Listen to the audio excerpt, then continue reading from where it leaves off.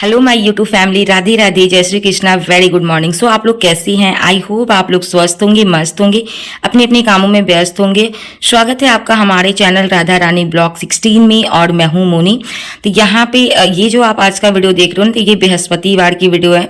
और यहाँ पे सबसे पहले मैं खुद के लिए चाय बना रही हूँ, और यहाँ पे ना आज मैं 2 कप चाय बना रही हूँ, मैं अपने लिए और अपने पति देव के लिए।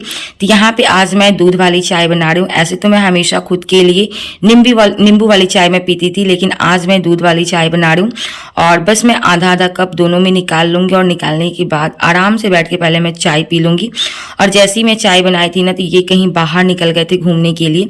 फिर मैंने इनको फ़ोन किया, तो फिर ये वापस आए और चाय पिए। फिर चाय पीने के बाद ये निकल गए। फिर यहाँ पे ना आप लोगों को पता है, कल रात में हम लोगों ने मछली फ्राई किया था।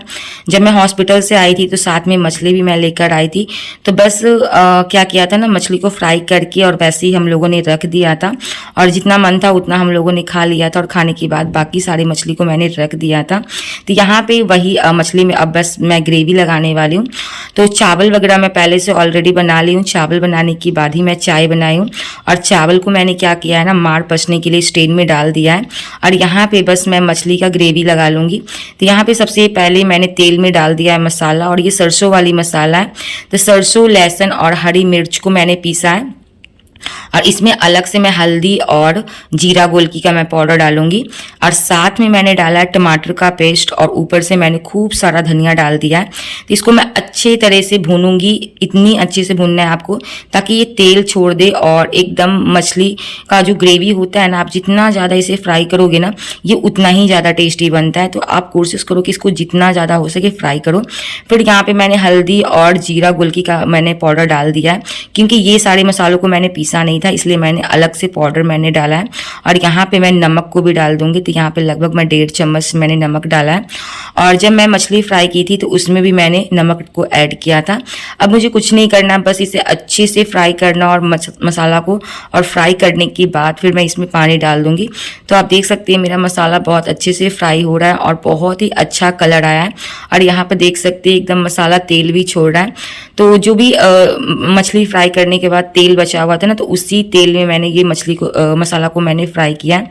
अलग से मैंने कोई भी तेल को मैंने नहीं डाला है। और यहाँ पे मैंने डाल दिया है पानी अपने अकॉर्डिंग, जितना मुझे ग्रेवी चाहिए और जितनी गाढ़ी चाहिए उस तरीके से मैंने यहाँ पे पानी डाल दिया। और पानी डालने के बाद मैं उसे उबलने तक छोड़ दूंगी, और फिर उसके बाद मैं इसमें मछली डाल दूंगी।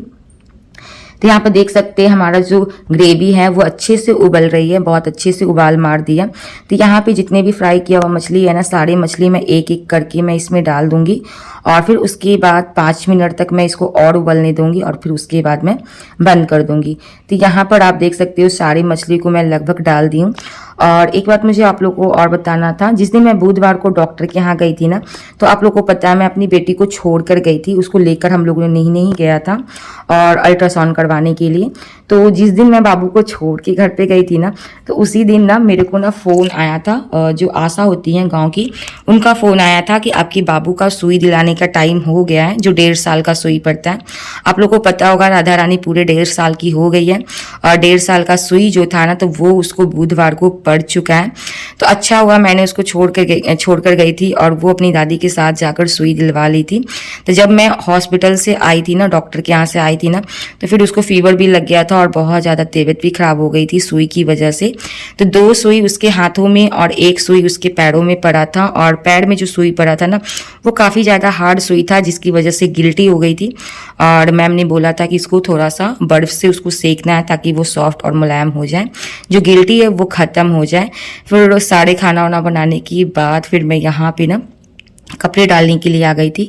और बाबू ना अभी तक सो रही है, क्योंकि उसका तबीयत बिल्कुल भी सही नहीं है।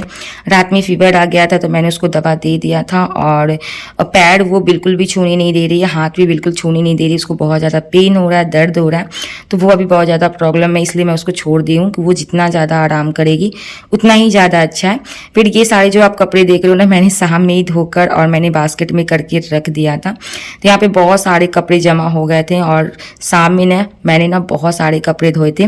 तो ये जो आप कपड़े देख रहे हो ना, तो ये कपड़े जो है शाम को मैंने तो धोया ही था, लेकिन ये मैंने धोया था मंगलवार को शाम में मैंने कपड़ा धोया था, और बुधवार को मैं हॉस्पिटल चल गई थी, तो बुधवार को मैंने कपड़ा टंगने पे बिल्कुल नहीं डाला था, क्योंकि आजकल बारिश का कोई ठीक नहीं है, कब बारिश आ जाए और सारा कपड़ा गीला हो जाए। क्योंकि मुझे डॉक्टर के यहाँ जाना था, तो इसके लिए मैं कपड़े छत पे नहीं डाली थी, और सीधा मैं बृहस्पतिवार को कपड़े डाल रही थी ना, तो कपड़े में थोड़ा सा महक भी आ गया था, जो महक होता है कपड़े का महक, तो वो महक भी आ गई थी। क्योंकि कपड़ा मैं 2 दिन तक धोकर और वैसे ही करके मैंने ऊपर वाले कमरे में मैंने रख दिया था। तो मुझे कपड़ों की बहुत ज़्यादा चिंता हो रही थी, क्योंकि अगर मैं शाम में कपड़ा धोती हूँ ना, तो सुबह अगर मैं कपड़ा डालती हूँ टंगने पे, तो उस पर महक आ जाती है। और मैंने तो 1 दिन के बाद मैं कपड़ा डाल रही हूँ टंगने पे, तो उसके बाद तो और भी ज़्यादा बदबू मारने लगी थी। लेकिन मैं क्या करती, मुझे जाना था और मैं कपड़े नहीं डाल सकती थी। और आप देख सकते हैं बाबू का सबसे छोटा छोटा सा कपड़ा है, पैंट है, गंजी है, ये सारे कपड़े हैं, तो ये सारे कपड़े मैं बिल्कुल भी डालकर नहीं छोड़ सकती हूँ। तो ऐसा ही हो गया था और कपड़े मैं नहीं डाल पाई थी। तो आज मैं 2 दिन के बाद कपड़े मैं सुखा रही हूँ। तो आज तो अच्छी खासी धूप निकली है, और बाबू भी यहाँ पे छत पे आ गई थी, इनके पापा लेकर आ गए थे। तो यहाँ पे ये खेल रही थी, और जो मेरा कपड़े वाला चूटा था ना, तो वो लेकर भाग गई थी, और उसी के साथ ये खेल रही थी। आप देख सकते हैं ये कैसे मस्ती कर रही है छत पे। और ये अभी उठकर आई है, क्योंकि ये सोई हुई थी, तो अभी उठकर आई है। ये जैसे ही उठी है ना, वैसे ही छत पे भागी, और जहाँ पे हम लोग हैं ना, वहाँ पे आ गई है। और यहाँ पर आप सुबह का व्यूज़ देख सकते हैं, सुबह का व्यूज़ कितनी सुंदर है, पूरा एकदम पूरे छत पे आप देख सकते हो। कितना सारा कपड़ा मैंने डाल दिया, बहुत सारे कपड़े मैंने धोए थे। फिर ये काम वाम पे चले गए थे, और जाने के टाइम में ना ये 2 आम लेकर आए थे। तो ये जो आम देख रहे हो ना, ये बगीचा से मिला हुआ आम है, यानी कि पेड़ से टपका हुआ आम है। तो एक आम मैंने इनको दे दिया था, और एक आम जो ये है ना, तो ये मैं ना अभी काट कर खाने वाली हूँ। तो चलिए इस आम को काटते हैं। तो ये पेड़ का पका हुआ आम है, और आप देख सकते हैं ये ना थोड़ा सा पंछी ने भी खाया है। तो और ये आम इतना ज़्यादा मीठा था ना कि मैं क्या बताऊं। और इस आम का नाम है मालदा। तो ये आम खाने में बहुत ज़्यादा टेस्टी भी था और बहुत ज़्यादा मीठा भी था। तो फटाफट ये आम मैं खा लेती हूँ, और आम खाने के बाद फिर से मुझे काम में लगना है। तो खाने वाने के बाद फिर मैं यहाँ बेड की सफाई करने लगी थी। तो सबसे पहले मैं बेड की सफाई कर लूँगी, फिर ऊपर से मैं झाड़ू पोछा कर लूँगी, फिर उसके बाद मैं नहा लूँगी, और तभी मैं खाना खाऊँगी। क्योंकि मैंने आम खाया है ना, तो मतलब पेट भरा भरा सा लग रहा है। क्योंकि अगर आप मीठा चीज़ खाते हो ना, तो फिर आपकी जो भूख होती है ना, वो ख़त्म हो जाती है। तो वैसे ही एक मैंने बड़ा सा आम खाया ना, तो फिर उसके बाद बिल्कुल भी भूख नहीं लग रही थी। तो फिर हमने सोचा चलो आज नहा वहा कर ही खाना वाना खाते हैं, क्योंकि आज तो मुझे रोटी खाना नहीं है, तो क्या कहते हैं, मछली और चावल खाना है। तो फिर मैंने सोचा क्यों ना मैं नहा कर खाऊँ, क्योंकि जब भी आप चावल खाते हो ना, तो चावल खाने के बाद एकदम आलस आने लगती है, और फिर ऑटोमेटिक लगता है कि एकदम सो जाए, आराम कर ले, कुछ ऐसा मन होता है। तो इसी के लिए मैं सोच रही थी कि सारे काम करने के बाद ही आज मैं खाऊंगी। तो यहाँ पे मैंने बेड पे छोटा वाला जो खेंद्रा होता है ना, येलो वाला, वो मैंने अच्छे से मैं बिछा दूंगी, और बिछाने के बाद सारा तकिया वगैरह मैं यहाँ पे अच्छे से सेट कर दूंगी, ताकि बाबू का जब भी मन करे तो वो आकर सो जाए। और क्या होता है ना, आजकल तो वो सोती ही नहीं है, पहले तो वो मैं उसको सुला देती थी, लेकिन आजकल वो पूरा टाइम जागती है और रात में ही अच्छे से नींद लेती है। और जैसे ही उसको सुई पड़ा है ना, तो वैसे भी उसका तबीयत ठीक नहीं है, हर वक्त एकदम रोती रहती है, कुछ वैसा ही चल रहा है। और फीवर आने की वजह से वो बहुत ज़्यादा वीकनेस भी हो गई है। तो फिर यहाँ मैं नहा वाकर, और आप मेरा आज का लंच देख सकते हो।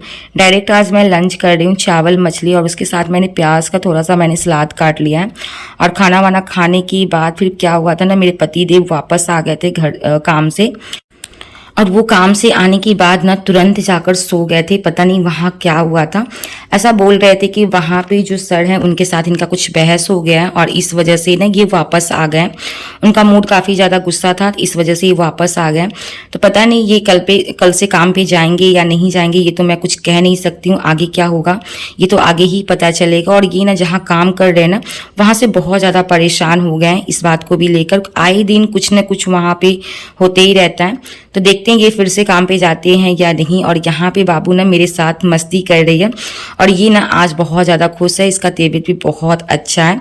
तो उम्मीद करती हूँ कि आप लोगों को आज का ब्लॉग बहुत अच्छा लगा होगा। अगर वीडियो अच्छी लगी है तो वीडियो को लाइक, सब्सक्राइब एंड शेयर जरूर करें।